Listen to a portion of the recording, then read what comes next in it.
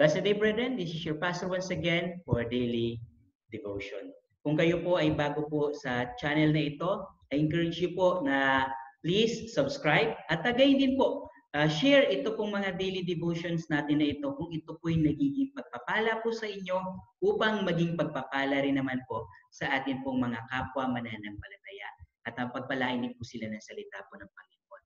Katulad nga po na nabanggit ko, kung kayo po ay bago pa lamang sa ating pong daily devotion, kami po ay nag-aaral po ng kung ano pong susuotin sa panahon po ng digmaan, sapagkat tayo po kinikilala po natin na bilang mga mananampalataya, tayo po ay nakikipagdigma.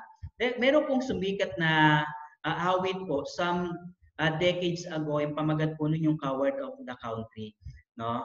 At doon po sa awit po na yon, no, ay kinukwento po nito tungkol sa isang lalaki na yung tatay niya ay palaaway basagulero. Nung malapit na mamatay yung kanyang tatay, ay sabi ng tatay niya, anak, sana wag mong tularan yung aking ginawa, wag mo sanang tularan yung aking mga hakbang, no? At nawa ay lumakad ka sa ibang landasin. Kaya nangako siya sa tatay niya na kailanman hindi siya makikipag-away. At tinupad niya yon, yung pangako na yon. At kahit na anong gawing pambubuli sa kanya, kahit anong gawing pang-aaway sa kanya, hindi siya lumalaban.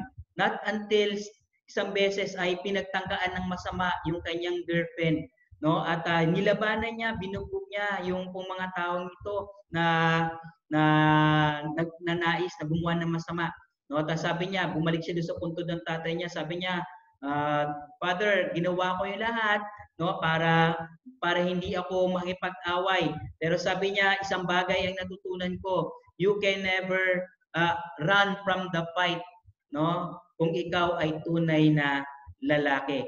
Ang tunay na mananampalataya talaga ay mayroong digmaan na kinakaharap. Tayo ay nakikipagdigma laban dito sa laman, nakikipagdigma tayo laban sa gawa ng kaaway, at nakikipaglaban po tayo sa atraksyon at sistema po ng sanlibutan po na ito. Kung kaya sinasabi po sa atin po ng salita po ng Panginoon that we are to take or to put on the whole armor of God. Okay? Balikan lamang po natin yung pong whole armor. Ang sabi po sa atin dito, let us have our loins girt about with truth, and having on the breastplate of righteousness, and shod with the preparation of the gospel of peace, above all taking the shield of faith, and take the helmet of salvation and the sword of the Spirit, which is the Word of God. At kung titingnan nyo po, ito pong picture po natin, ito pong atin pong visual na presentation po nito pong whole armor of God. Ito po, ganyan po talaga nila yan sinusuot. And I want you to take note, mga kapatid, yung po mga hinighlight ko po dyan sa red na end. No? 4 na end po yan. Bakit po ganyan? Yan po sa grammar po, no, hindi po ako eksperto, pero ayon sa akin po na pag-aralan sa grammar, tawag po dyan ay polysenditon. Ibig sabihin po niyan maraming end. At ito po ay nagpapahiwatig po sa atin, no? Lalo po sa salita po ng Panginoon, yung emphasis ng kabuuan. No? Lahat dapat ito. At ito po ay pinapaalala po sa atin that we cannot choose what armor to wear.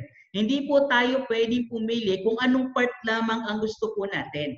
Ipinapahayag po sa atin dito ng salita po ng Panginoon na lahat ng parte ng armor, yung girdle of truth, yung breastplate of righteousness, yung sandals of peace, yung shield of faith, yung helmet of salvation, and the sword of the Spirit must be put on.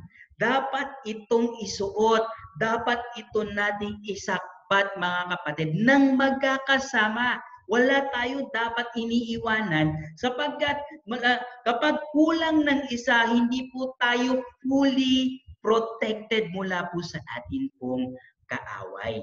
Okay? At hindi po yan makukumpleto, syempre, kung hindi po natin gagamitin yung pong sword of the Spirit, which is the Word of God. With all the, in the whole armor, ito lamang po, yung atin pong offensive weapon. no? Kaya dapat po talaga na alam natin, no, yung word of God, yung sword of the spirit, no? Para malaman po natin at kung nakita po ninyo yung illustration po natin kanina, yung espada po na hawak-hawak niya po maiksi lang. May dalawang klase po ng espada na ginagamit sa panahon po nila. No, yung isa pong mahabang espada at yung maiksing espada. Yung mahabang espada po kapag nakasakay ka sa karwahe at sa kabayo, yung po yung ginagamit. Pero kapag malapitan, close in combat, maiksing espada po yung ginagamit.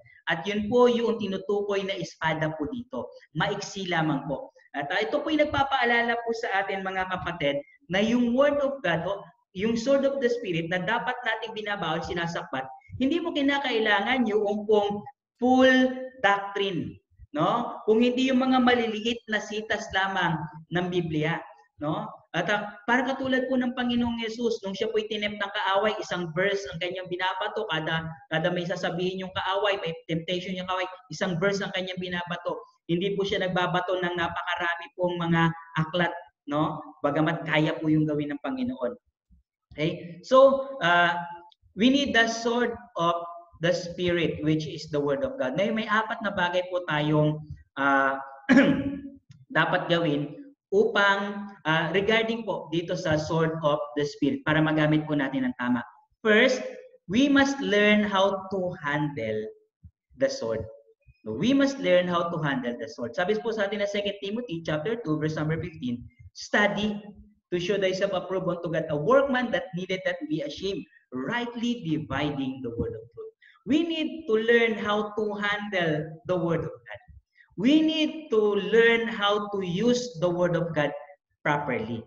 No? Hindi po ito ginagamit sa joke time, hindi po ito ginagamit upang yung pong mali at baluktot na pangangatwiran ay maipaglaban po natin. No? Dapat alam po natin kung paano po natin ito gagamitin. Dapat alam po natin kung kailan natin ito gagamitin. At dapat alam natin kung kanino natin ito gagamitin. No? Okay? So dapat alam mo kung paano i-handle. Paano mo malalaman yan? You need to study it. Kailangan mo itong pag-aralan. It is not enough to read the Word of God. You need to study the Word of God. Paano ka ba nag-aaral ng leksyon mo? Paano ka ba nag-aaral sa school? Paano ka ba nag-aaral magmaneho? Paano ka ba nag-aaral ng bagong negosyo? Paano ka ba nag-aaral sa bagong trabaho? Ganon din dapat tayo nag-aaral ng salita ng Panginoon. With diligence, with excitement, no? Merong tinatawag na anticipation, no? Okay? At dapat ginagamit din. So we need to learn how to handle the Word of God. Hindi po para paikutin yung salita ng Panginoon, kung hindi upang magamit ng tama ang salita po ng Panginoon. Hindi para ipagyabang ang salita ng Panginoon, kung hindi kung paano ito'y magiging pakinabang sa ating buhay at sa buhay ng iba. No? Pangalawa, na dapat po natin gawin, no, regarding sa Word of God, we need to harness it. Ang sabi po sa atin ng Job chapter 23 verse number 12, neither have I gone back from the commandment of his lips. I have esteemed the words of his mouth more than my necessary food. Ang Biblia po ay hinalintulad sa isang pagkain na nagbibigay ng kalakasan ng nutrients. No? Hinalintulad dito sa honey, hinalintulad dito sa karne, hinalintulad dito sa milk. No? At sabi sa atin ng Biblia, ito ay mas mahalaga pa sa ating pagkaing physical. Bakit po? Coming from the Lord Jesus Christ Himself, sabi niya, no man shall not live by bread alone, but with every word that proceeded out of the mouth of God. When Moses received the commandments of the Lord in Mount Sinai, he was 40 days na nandun sa taas, no? At hindi po siya kumain. Just the word of God sustained him.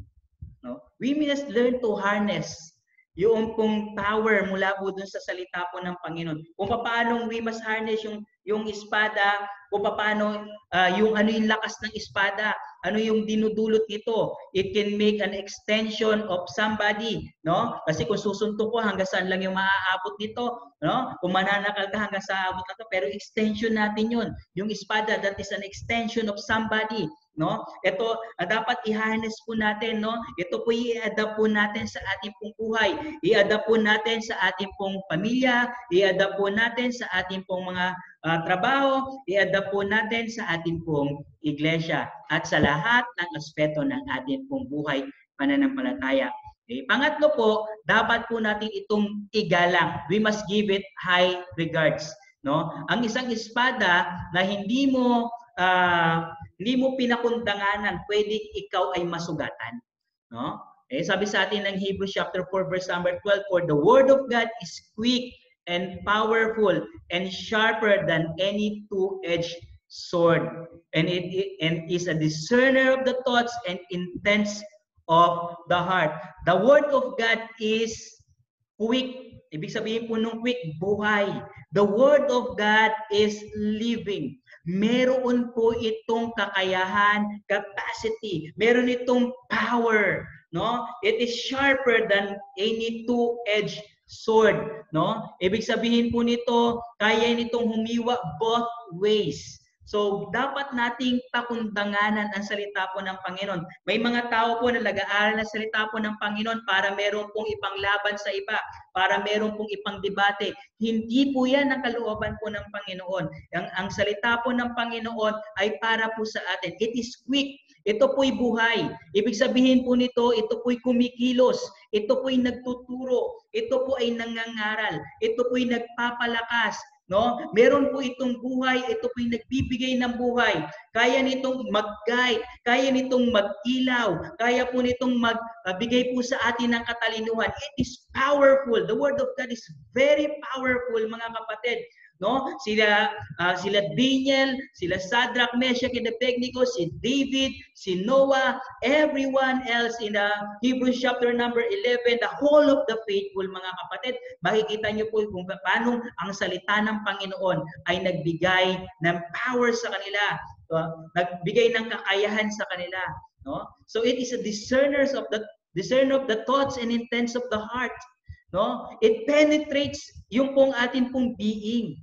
No? So bigyan po natin ng malaking pahalaga ang salita po ng Panginoon. Irespeto po natin ang salita po ng Panginoon. Huwag po natin itong gamitin sa wala pong katuturan. Huwag po natin itong gamitin para sa ibang tao lamang. Pangunahin po tayong dapat nakikinabang ng salita po ng Panginoon sa panahon po ng ating pong pag-aaral. Okay? At ang salita po ng Panginoon, mga kapatid, no, ay parang katulad ng isang espada. Ang isang espada, hindi yan laging nasa labas. Meron po yan tinatawag na sheath. Ilagayan po. No? Dapat yan itinatago rin, itinatabi rin, iniingatan. Okay? Sabi po sa atin na Psalms 119 verse number 11, Thy word have I hid in my heart that I might not sin against thee. Saan itinatago ang salita po ng Panginoon? Hindi po sa eskaparate. Hindi po sa kung saan. Hindi po sa mga aklatan. Itinatago po dapat ito sa atin pong puso. We must hide the word of God in our lives that we might not sin against God. Mga kapatid, no, ito po ang salita po ng Panginoon. Put on the whole armor of God. Don't leave anything behind. Lahat po ito, isakbat po natin. Make an effort to put it on. Make an effort to live it out. God bless you all, brethren. Pagpalain po tayo ng Panginoon.